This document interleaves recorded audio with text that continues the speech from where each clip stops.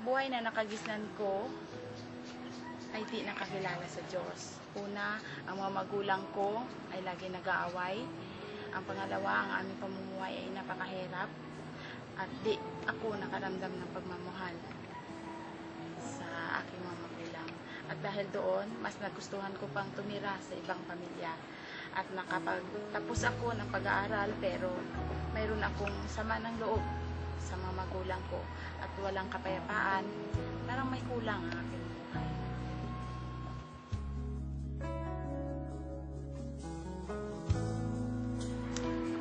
Sa pamamagitan ng mga kabataan na naglilingkod sa Diyos, ay inimbitahan ako sa kanilang church.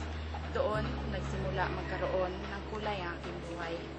Dahil nakilala ko ang Diyos na aking tagapagligtas na si Jesucristo at tinanggap ko siya ng buong puso.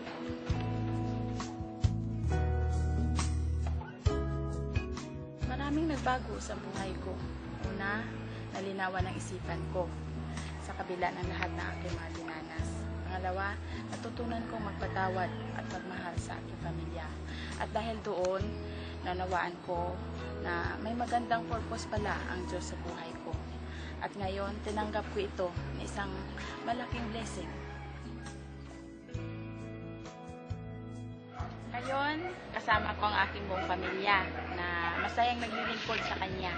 At salamat sa Diyos, sa pamamagitan ng music ministry, ay napapapurihan namin siya at sa iba pang mga ministeryo dito sa Cebu.